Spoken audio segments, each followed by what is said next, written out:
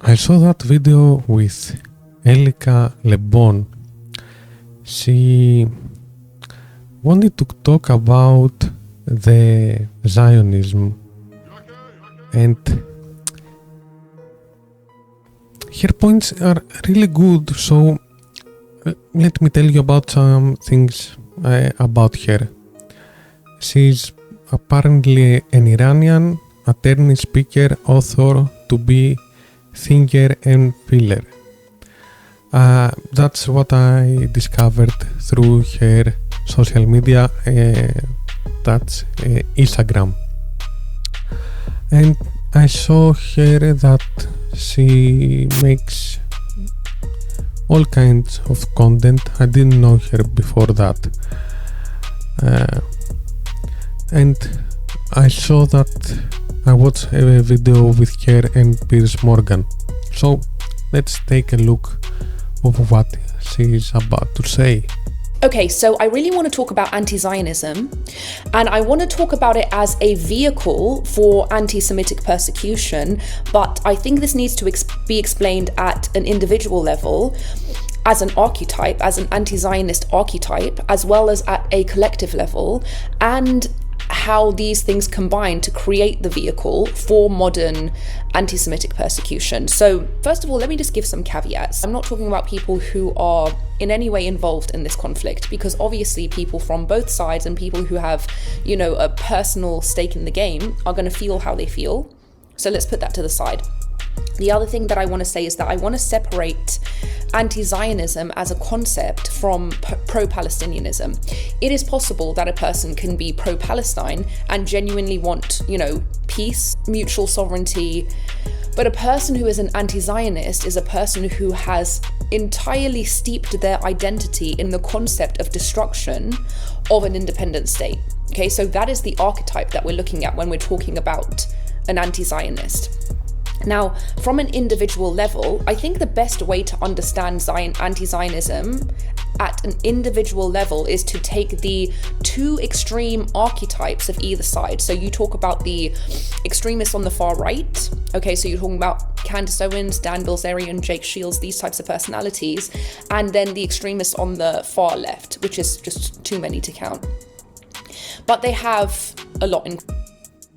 Is it weird that on the left there are more extremists than the right? Probably, maybe because we don't see so many far right personalities nowadays because of World War II. It's just the point. I don't know why this is happening, but I just wanted to point it out. Common. So let's start with somebody like Candace Owens, for example. Okay, so Candace Owens clearly has a deep antipathy towards the Jewish community. There's obviously a deep-rooted hatred there. Everything that she talks about is sort of guiding the listener to come to this conclusion that everything is the fault of Jews, right? So there's this deep hatred that's sort of buried in the shadow. And this is the common denominator in basically all forms of anti-Zionism, is that there's this deep hatred that is buried in the shadow that the person is unwilling to confront. Now, you take somebody like Candace Owens and her views, her persona. So you have the shadow in Carl Jung's analysis anyway. You have the shadow and you have the persona. The shadow is sort of what's hidden, what's buried, and the persona is the mask that's shown to the world. So with Candace Owens, you have this persona based in religiosity, okay? And then there are these perceptions from the perspective of her religious standpoint about what is good and what is bad, what is right and what is wrong, what is sin, what gets you to heaven, what gets you to hell. And so what happens is that in her shadow, she has this antipathy towards the Jewish community. But as part of her persona, being hateful is not conducive to her religiosity. So what does that create? That creates something called dissonance. Dissonance is in effect a conflict, an internal conflict where the individual cannot reconcile something that is true or they know to be true in the subconscious, but they believe is not true at a conscious level. So for example, someone like Candace Owens has this antipathy and hatred that is buried in her subconscious, in her shadow, but in her conscious mind, she knows that that type of hatred is not acceptable. It's not what Jesus would do. Jesus was himself Jewish. And that creates this dissonance. So what happens when people create this dissonance? I have something to add in this thing. There is a saying that if you create a lie in your mind and you repeat this lie over and over and over again, at some point you will believe the lie was true. So maybe this is what is happening with Candace Owens, or there are other people believe that she does this just to earn more money from the people that things are manipulated by a certain group of people. What they should do at that moment is that they should be willing to confront their shadow. If they were willing to confront their shadow and look at their shadow and say, what's here? What is here? There's hatred here, there's envy here, there's shame here, there's all of these things here. They could reconcile, they could resolve that dissonance, they could resolve that discomfort from the conflict by simply observing their shadow and seeing what's in it. But because many people cannot confront their shadow because they are afraid of what they're going to find there. This is typically found in a person who is quite fragile, because a person who's quite fragile, if they take a look at their shadow, if they find something bad, they may believe themselves to be an overall evil person. Whereas a healthy constitution can take a look at the shadow and say, well, there are some negative things in there, but that doesn't make me a bad person. I can work on this. I can be better. I can improve this. I can take a look at this hate and say that I don't want to be this person, and I can work at it, right? So people who cannot confront their shadow, they'll be aware of this thing in their shadow, in the subconscious mind that knows that there's hatred there. And then there's this dissonance with the persona that says that I shouldn't have this hatred. So how does this individual reconcile the conflict? How do they reconcile the conflict? We already discussed the fact that they're not able to look at the shadow. So what they have to do is they have to engage in rationalization to assuage this conflict. So the rationalization process is the thing that says, I'm aware that there seems to be this feeling of hatred, this feeling of envy, this feeling of shame, whatever it is, okay? But I don't want to accept that. I don't want to look at my shadow and see that that's there. So what I'm going to do instead is rationalize that and say that that's not about hatred, that's not about shame, that's not about any of those things. This is just about XYZ, okay? It is just about humanity, okay? So there's a rationalization process that seeks to assuage the conflict and resolve the dissonance between the shadow and the persona.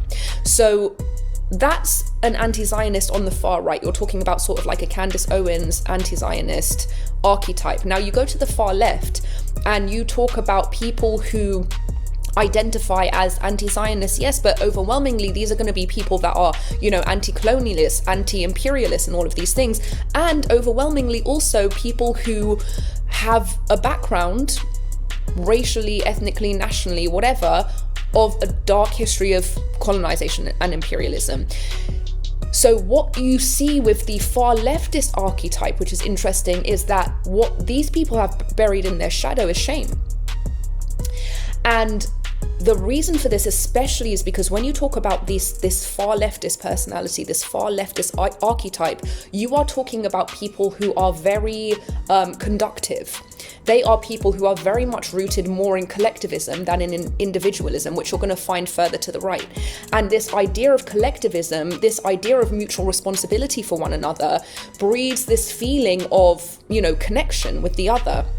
And so if a behavior is considered to be wrong, even at a collective level, there's an internalized individual shame. Now, again, a healthy constitution, a healthy personality can look at that shame, that internalized shame, and say, but this is not my shame. I don't own this shame. This doesn't belong to me. I didn't commit those acts. I'm not a colonizer. My great-great-great-great-grandfather might have been, okay? The people that came before me might have been. That was a different lifetime and that wasn't me. I have no responsibility for that, okay?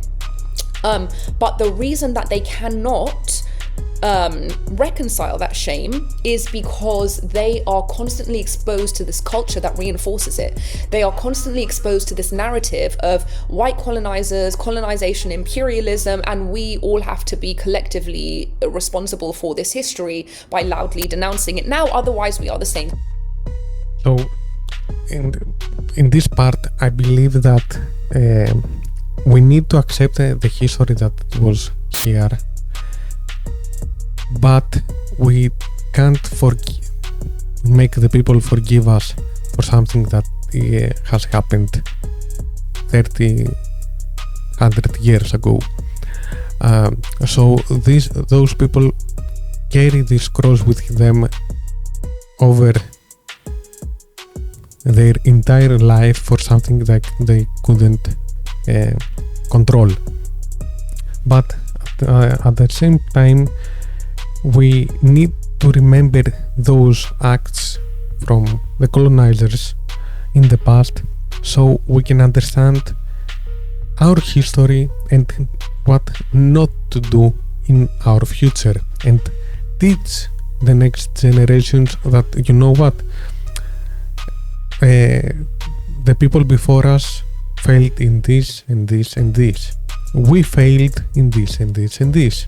So you can understand for the future of our generations to know that if you make the same mistakes as we did, you will not go further. You will go backwards. And that's what the point of learning and understanding the history. Colonizers, etc. Okay, so there's this culture, this milieu of moral responsibility that comes with the far left, especially. And so what happens with these far leftist anti-Zionist archetypes is that they internalize this shame, but there's nothing to do with it because they can't escape it. They cannot escape being white. They can't not be American. They cannot not be European.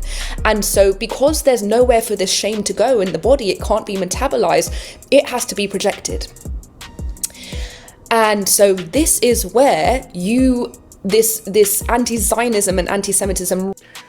At some point, when someone far left or far right or in the middle, I'm talking about everyone in social media, when they want to express themselves with what they believe, no matter what, is a way of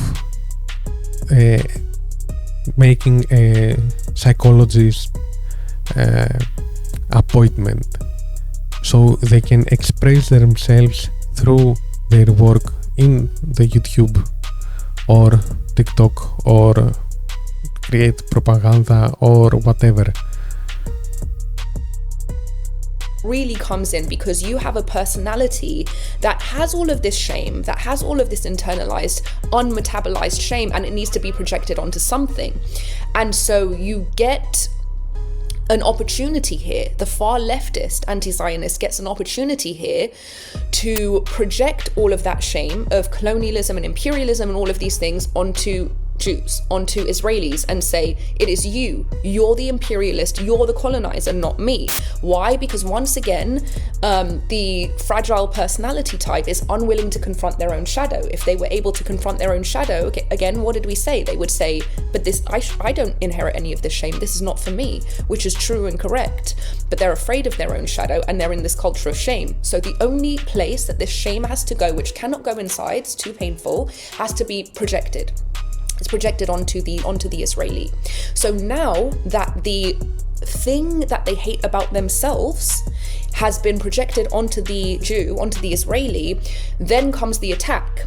I have to attack this thing because what I really want to do is kill it in me, but I can't kill it in me, so I project it onto you and attack it, and then I believe that it's been destroyed within me. Okay, so this is how the narrative goes, that those who believe that they're fighting evil invariably end up being the evil that they're claiming to fight. Okay, I need to kill you because you're a Zionist, a colonizer, an imperialist, and they end up committing the same evil that they claim to be fighting. So anyway, so the whole point is that with the far leftist archetype, you have this shame in the shadow that cannot be resolved. And just like with the far right type, okay, the far right anti-zionist archetype, you then have dissonance formed between the shadow and the persona once again. Why is that? Because for the far leftist, the persona, the mask that they show to the world is one of justice, is it not? Is it not humanitarianism? Is it not equality? Is it not collectivism? Is it not all of those things? And in fact, an internal or a commitment to anti-isms, non-isms, anti-racism, anti-fascism, anti-this, inclusion, all of these things. And so there's a deep dissonance here, just as with religiosity, which requires this sort of moral purity. We're getting the exact same thing on the far left with this persona of moral purity that requires inclusion, love, not othering, not hating people based on their race or ethnicity. So now you have this dissonance between the shadow of the far leftist, which is shame, and the persona of the far leftist, which is humanity. How does the far leftist reconcile the dissonance? The same way that the far rightist reconciled the dissonance, through the mechanism of anti-Zionism as a form of rationalization. So the shadow has all of this shame, has all of this hatred, has all of this bigotry. Because the individual cannot accept that, because it contradicts the persona, they rationalize the shadow. I don't hate Jews. I'm not an anti-Semite. I'm just an anti-Zionist. I just believe in humanity and compassion, okay? But we know that this is not an easy rationalization, because you see the behaviors. You see the behaviors of these extremists, which are deep. They use the idea of something that is wrong to their own benefit. Something that also in some occasions Jews do the same thing.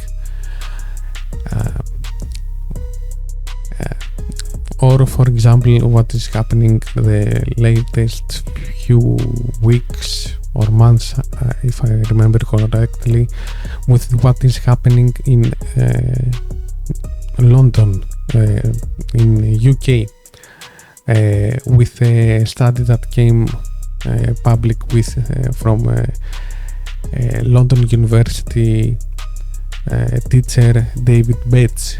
So he made in a few weeks 15 different podcasts in different channels all over YouTube, and this claim basically talking about why the UK and many other countries around Europe are destined to go to a civil war.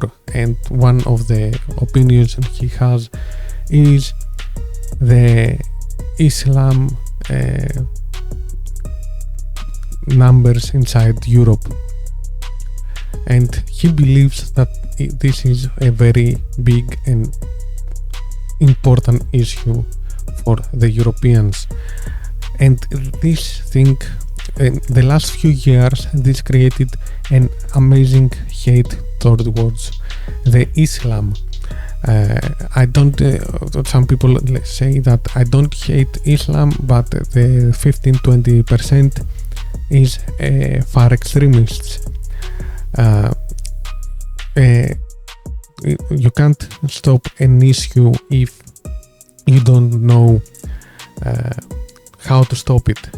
So basically the only solution to Islamophobia is to stop Islam's people from Islam and to enter Europe, because you don't know if this person that will cross the borders is inside this 20%. This is not about fear and hate, it's about safety. Deeply hateful. So now we arrive at this place where we... So I become the same thing that C says. We have two personalities that are essentially engaged in the same behavior of rationalization for what they're not willing to confront in their shadow. Now we're going to talk about how this leads to anti-Zionism as a collective movement. So at an individual... But in the past, the Jews, they never had terrorists. They had some issues with terror around in Egypt at some point, but the Jews never attacked directly the West. Level, these attempts to reconcile the dissonance end up ultimately becoming weak and weakened, because there's this internal war that's constantly ongoing, where the individual says to themselves at a subconscious level, perhaps not at a conscious level, but at a subconscious level, aren't I just being so hateful?